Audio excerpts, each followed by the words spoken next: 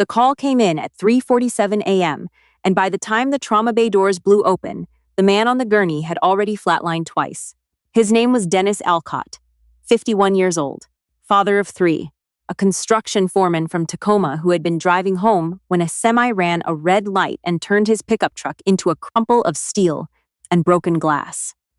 The paramedics had kept him alive on the way in, but just barely, and the word barely was doing a lot of heavy lifting. The emergency department at Hargrove General was not having a good night.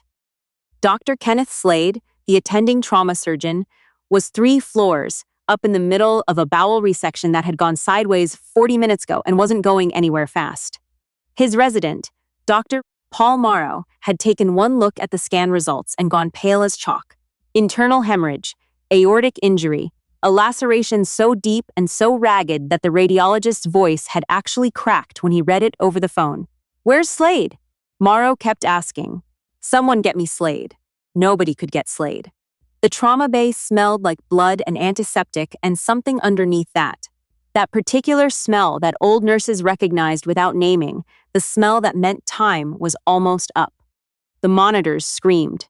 A respiratory tech was bagging Dennis Alcott manually because the ventilator had developed a pressure fault and the backup was still being wheeled in from storage. 2 nurses were pushing fluids as fast as the lines would allow. A third was on the phone, her voice tight and professional, trying to reach the chief of surgery at his home. It was 3:52 a.m., standing at the periphery of all of it, near the supply cart against the far wall, was a woman in green scrubs who nobody in that room had ever paid much attention to. Her name was Tatum Graves, 29 years old. She'd been at Hargrove General for 14 months. Not as a physician, at least, not officially. She was listed in the hospital system as a clinical support technician, which was a title that meant different things to different people, but mostly meant she was the one who made sure the right supplies were in the right carts at the right time, who ran blood work to the lab when the pneumatic system jammed, who stayed late without being asked, who ate her lunch alone in the stairwell, reading medical journals she ordered with her own money. She wore her dark hair pulled back with a simple elastic band. She didn't wear makeup. She drove a 10-year-old Civic with a cracked side mirror. She was the kind of person that a busy hospital learns to rely on without ever really seeing. Nobody saw her now, either. But Tatum Graves saw everything.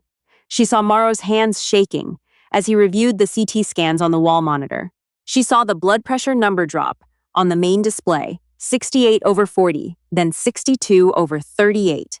And she watched the waveform flatten at the edges in a way that made her stomach go cold. She saw the chest tube that Morrow had placed, draining fast, too fast, the collection chamber filling with dark red blood at a rate that told her the source wasn't a simple intercostal bleed. She did the math in her head in about 4 seconds. She had been doing that kind of math for a long time. "He's got a descending thoracic tear," she said. Nobody heard her. She said it again, louder. "The bleed is descending thoracic. The tube isn't going to be enough." Morrow looked up. He was a 3rd-year resident with good instincts and not enough experience to trust them yet. He looked at Tatum the way most people looked at Tatum, as though he was trying to remember where he'd seen her before. "What?"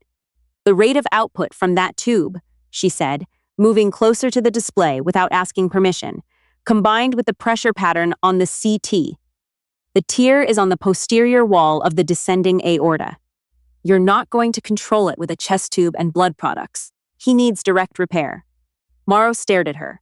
"Who are you?" he asked. "Tatum," she said. "Supply tech, West Wing." She pointed at the monitor. "He's going to arrest again in the next 6 minutes if you don't open that chest." The room went very quiet for exactly 2 seconds. Then the monitor did what Tatum had said it would do, and Dennis Alcott went into VFib. And the quiet shattered, and Morrow shouted for the crash cart, and Tatum stepped back to the wall and watched the controlled chaos reassemble itself around a man whose body was running out of time. They got him back. Barely. Morrow pulled her aside while the nurses were adjusting the vasopressor drip. His face was doing something complicated. "How did you know that?" "I've seen it before," she said, and left it at that. He let her because there wasn't time for anything else. Dr. Kenneth Slade arrived in the trauma bay at 4:11 a.m. He was a tall man with silver temples and the particular posture of someone who had spent 30 years being the most important person in any room he entered. He reviewed the chart in 45 seconds, reviewed the scans in another 30, and then turned to Morrow with an expression that managed to be simultaneously decisive and irritated. The way important men sometimes are when a crisis has had the audacity to occur without their supervision. "Get or two ready," he said. "We're taking him up." "He may not survive transport," Morrow said quietly. "He won't survive staying here." Slade glanced around the trauma bay. "Who's been managing him?" "I have, sir, but I had some guidance." Morrow started, and Slade was already moving, already past listening, because in Slade's experience, residents didn't give guidance. They received it, and anything else was background noise. Tatum watched him go. She turned back to the supply cart and began restocking the shelves methodically, her hands steady, her face neutral. A nurse named Bethany stopped beside her. "That was you, wasn't it?" Bethany said under her breath. "You told Morrow about the descending tier." "I made a suggestion," Tatum said. "You were right." Tatum put a box of gloves on the shelf. "The math was right. I just read it out loud." Bethany looked at her for a long moment. Bethany had been a nurse for 22 years, and she had learned a long time ago to pay attention to the people that everyone else ignored. "Where did you learn to read it like that?" Tatum picked up the next item on her restock list. "Good night, Bethany." The surgery took 4 hours and 17 minutes. Slade repaired the aortic tier with 2 attending physicians assisting and a perfusionist running bypass. It was technically excellent work. Slade was technically excellent. Nobody disputed that. And Dennis Alcott came out of the OR alive, and the OR team was exhausted and quiet and competent in the way that good surgical teams are at the end of something brutal. Tatum was not in the OR. She wasn't credentialed to be in the OR. She was in the supply room on the second floor, inventorying chest drainage sets, when Fro found her at 8:30 in the morning. He looked like he hadn't slept, which was accurate. He looked like he wanted to say something he wasn't sure how to say, which was also accurate. "Mr. Alcott is in the ICU," he said. "Stable." "I know," Tatum said. "I saw the board." Morrow leaned against the door frame. "Dr. Slade is asking who gave the preliminary assessment. He wants to know for the incident report." Tatum's hands didn't stop moving. "The assessment was yours." "Tatum, I made a comment. You made the clinical decision. That's the right way to write it." He was quiet for a moment. "Why?" She finally looked at him. "Because it's the truth, and because it protects you, and because I don't need the credit. That's not a normal answer." "I'm not a normal supply tech," she said simply, and went back to counting chest drainage sets. The problem started 9 days later. It started, as many problems at Hargrove General did, with Dr. Raymond Keswick. Keswick was the chief of surgical services. He was 63 years old, had published more than 100 papers, had his name on a wing of the hospital that had been funded by a donation he'd personally solicited, and was, by widespread internal consensus, the most politically powerful person in the building. He was not the best surgeon. He had been an excellent surgeon once, 20 years ago, before the meetings and the committees and the fundraising dinners began to take up more of his life than the operating room did. But he was the chief, and at Hargrove General, that meant something specific and immovable. The incident report from Dennis Alcott's resuscitation crossed Keswick's desk on a Wednesday morning. It was a routine report. Good outcome, protocol followed, resident performed well under pressure. Unremarkable. Except for one line, added by Bethany, who had 22 years of nursing experience and a stubborn commitment to accurate documentation. Clinical support technician Tatum Graves provided early identification of suspected descending aortic injury prior to attending physician arrival, which guided initial management. Keswick read that line 3 times. Then he called Tatum to his office. She came in her scrubs, hair pulled back, no particular expression on her face. She sat down when he gestured to the chair. She did not fidget. "Ms. Graves," Keswick said, lacing his fingers on the desk. "I've been reading this report about the Alcott case." "Yes, sir. You made a diagnostic assessment. I made an observation," she said. "Dr. Morrow made the assessment. The nurse documented it as your identification." Bethany was generous in her wording. Keswick looked at her for a long moment. He had a way of looking at people that was meant to make them uncomfortable, and it usually worked. "You're a supply technician, Miss Graves?" "Yes, sir. You have a 2-year associate's degree from a community college in Arizona. That's what's in my file," she said. Something shifted in his expression. Not quite suspicion, not quite recognition. Something in between. "Is there something you'd like to tell me?" "No, sir." "You're telling me that a supply technician correctly identified a posterior descending aortic tear at 3:52 in the morning based on chest tube output rates and CT waveform patterns. I'm telling you that Dr. Morrow made the right call." Keswick uncapped his pen. "I'm going to need HR to review your credentials." "That's your right," Tatum said. "And in the meantime, I'd prefer that you confine your activities to the responsibilities listed in your job description." She nodded once. "Of course." She stood, thanked him, and walked out. In the elevator on the way back down to the supply floor, she stood with her arms at her sides and looked at her own reflection in the polished steel doors. Her face gave away nothing. It had been trained to give away nothing across a very long stretch of time in very difficult places, and 14 months in a hospital supply room had not undone that training. But her hands, briefly, were not quite still. 2 days after the meeting with Keswick, Morrow caught up with her in the east stairwell. "He's pulling your HR file," Morrow said. His voice was low, worried. "I know. Tatum, your file doesn't match what you know. Anyone can see that. Anyone who's paying attention," she agreed. "Why are you here?" he asked. "I mean, why here? Why this job? You could be what?" He gestured vaguely. "More." Tatum sat down on the stairs. It was an unusual thing for her to do. She almost never stopped moving, and it made him stop too, and sit across from her on the step below and actually look at her. Not through her, the way most people did. At her. "I needed somewhere quiet," she said finally. "For a while." "From what?" She was quiet for a long time, long enough that he thought she wasn't going to answer. "I was a field surgeon," she said. "Technically, a special operations medical officer, 14 years. 3 deployments in places you didn't read about in the news and a 4th one you did." She looked at her hands. "When I came back the last time, I didn't want to be a surgeon anymore. I didn't want to be anything that required me to make life or death calls every shift.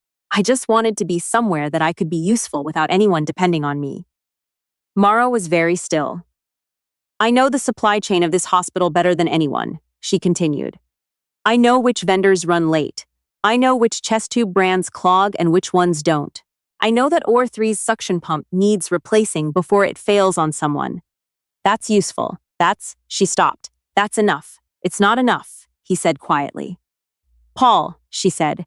First time Schrute used his first name, and he noticed. "I'm not asking you to agree with me. The HR audit found nothing wrong. Of course it did. The credentials in Tatum's file were real. The associate's degree was real. The employment history was real. Every piece of paper that Hargrove General had ever received on Tatum Graves was accurate and verifiable. It was simply incomplete in ways that no standard HR audit was equipped to find." Keswick was not satisfied. Keswick, in 14 months, had never once been satisfied with something that he couldn't fully explain. He pulled strings with a former colleague at a federal contractor firm. He made inquiries through channels that most hospital administrators didn't know existed. He was thorough, in the way that powerful men are thorough when their authority feels like it's been challenged by someone who shouldn't have been able to challenge it. What came back was a redacted file. Not empty, redacted. Black bars over dates, locations, unit designations. A clearance notation that Keswick's former colleague explained, carefully and without detail, meant, "Do not pursue further." Keswick stared at that file for a long time. Then he did something that, in retrospect, defined who he was more clearly than 30 years of surgical publications. He called Tatum into his office again and told her she was being terminated for misrepresentation of qualifications. Bethany heard about it first, the way senior nurses always hear about things first. She found Tatum in the break room, pouring a cup of coffee like nothing was happening, which was either the most impressive display of composure Bethany had ever seen or the saddest. And Bethany had been a nurse long enough to know that sometimes those were the same thing. He can't actually do it, Bethany said. You didn't misrepresent anything. Your file is clean. He's the chief of surgical services, Tatum said. He can do a lot of things. Paul Morrow is already talking to the union rep. Tatum looked at her coffee cup. Tell him not to. Tatum, Bethany. She set the cup down. I came here to be quiet. When I leave, I want to leave quietly. Not because I'm beaten. Because. She stopped, started again. There's a version of this where I fight Keswick and I win, and this whole hospital knows who I am and what I did and why my file looks like it does, and then I don't get to be quiet anymore. Anywhere. Do you understand? Bethany understood. She didn't like it, but she understood. What neither of them knew was that the night before, Morrow had made a phone call that wasn't to the union rep. He had made it to a man named Dr. Arthur Finch, the chairman of the hospital's board of directors, and a man who had spent 2 decades before his retirement as a trauma surgeon at Bethesda Naval Hospital, and who therefore had a specific and well-developed understanding of what a redacted federal file with a certain clearance notation meant about the person it belonged to. The board meeting was not announced. It happened on a Friday afternoon in a conference room on the 7th floor that most of the hospital staff didn't know existed. Keswick was there. Finch was there. 2 other board members. And Tatum, who had been called up from the supply floor with no explanation and arrived to find a room full of people looking at her in very different ways. Keswick looked at her like a problem he had already solved. Finch looked at her like someone he recognized without having met. Ms. Graves, Finch said. Please sit down. She sat. Dr. Keswick has initiated termination proceedings, Finch said. He's given us his rationale. I've reviewed it, along with some additional information. He tapped a folder on the table. I'd like to give you an opportunity to speak. I don't have anything to add to my file, she said. That's not what I'm asking. Finch leaned forward. I'm asking you to tell us what you want. Tatum looked at him for a long time. She looked at the folder. She looked at the window where the afternoon light was coming in flat and gray and entirely ordinary. I want to keep doing my job, she said. Your job as a supply technician. Yes. Finch glanced at the folder. The Alcott case, the assessment of the aortic injury. Was that the first time you've done something like that here? She considered the question carefully. I've made suggestions to nurses, to residents. Quietly. Nothing that went on record before Bethany's note. How many times? She thought about it. 11. The room was very quiet. 11 times in 14 months, Finch said, and no one filed a report. I made sure the credit went to the right people, she said. The residents who made the calls. The nurses who caught things at the bedside. They earned it. Keswick made a sound that was not quite a scoff, but was adjacent to one. You're asking us to believe. I'm not asking you to believe anything, Doctor. Keswick, Tatum said, and her voice was, for the first time in this conversation, something other than neutral. Not angry, just clear. Precise in the way that a very sharp instrument is precise. I'm telling you what happened. You can do with it what you choose. Finch looked at Keswick. The look lasted about 3 seconds. In those 3 seconds, something was settled between them that had nothing to do with Tatum at all. Some older question about authority and judgment, and who, ultimately, this institution was going to be. Dr. Keswick, Finch said, I'm recommending to the board that the termination proceedings be suspended pending a full review. I'm also recommending that Ms. Graves be offered a voluntary transition into a supervised clinical role should she choose to pursue formal credentialing through the hospital's sponsored pathway. He looked at Tatum. That is your choice, Ms. Was not a requirement. Keswick's jaw was very tight. He said nothing. She didn't take the clinical role. Not right away. She went back to the supply floor that afternoon and finished her shift. She restocked the chest drainage sets. She flagged a low inventory on 16-gauge angiocaths. She fixed the pneumatic tube jam on the 2nd floor that had been intermittent for 3 weeks, and that everyone had learned to work around instead of repair. Morrow found her at the end of the day, in the parking structure, unlocking her Civic. The cracked side mirror caught the last of the daylight. Finch called me, he said. He said you turned it down. I said not yet, she corrected. There's a difference. He leaned against the car beside her. They stood in the quiet of the parking structure for a moment. And somewhere outside, the evening traffic on the street moved past without caring about any of it. 11 times, he said. You never said anything. I said exactly enough, she said. Morrow looked at his shoes. The patient on the 4th floor last month, the one who got septic, and they couldn't figure out the source. Was that you, doctor? Ewan figured out the source after you told her to check the central line placement. Tatum opened her car door. Dr. Ewan checked the central line placement and found the problem and treated the patient correctly. That is what happened. Why do you do that? He asked. Why do you keep handing the credit away? She paused with one hand on the roof of the car and looked at him across it. The light was low, and the parking structure smelled like exhaust and concrete, and she thought about how to answer that question honestly, without answering it more than she wanted to. Because the credit isn't the point, she said. The patient is the point. The patient goes home. The doctor learns something. The nurse trusts her instincts more next time. She got into the car. That's all I need.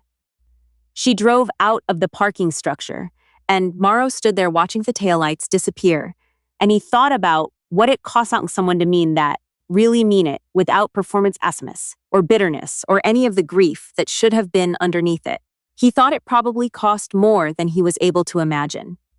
Dennis Alcott was discharged on a Tuesday morning, 17 days after the night his truck was turned into wreckage on a rain-slick road in Tacoma. He walked out of Hargrove General under his own power, slowly, with his wife on one side and his oldest daughter on the other. He had a long road ahead of him: cardiac rehab, physical therapy, months of careful rebuilding. But he was walking, and his wife was crying, and his daughter had her face turned into his shoulder, and he was talking to them in the low, quiet voice of a man who knows, in the way you can only know it by almost losing it, how much everything is worth. He didn't know who Tatum Graves was. He didn't know that at 3:52 in the morning, while his body was deciding whether to stay or go, a woman in green scrubs had looked at a number on a monitor and a pattern on a scan and had said the right thing at the right moment to the right person. He didn't know that she'd asked for nothing in return. Tatum was at the supply dock when the Alcotts walked past on their way to the exit. She was signing for a delivery, clipboard in hand, and she glanced up when she heard the commotion of discharge. The small celebration of it, the way the floor nurses always smiled a little when someone actually walked out. She watched Dennis Alcott walk through the lobby doors with his family. She signed the delivery form. She went back to work. Across the lobby, Bethany caught her eye through the glass partition. Bethany raised her chin once, the smallest possible acknowledgement. The kind that only means something to two people who have already said everything that needs saying. Tatum held her gaze for just a moment. Then she turned away and picked up the next form, and the morning moved on around her the way mornings do, indifferent and ongoing, full of ordinary things that someone has to keep track of, so that when the extraordinary moments come, and they always come at 3:47 a.m., or in the quiet of a supply room, or in a conference room on the 7th floor, everything is exactly where it needs to be.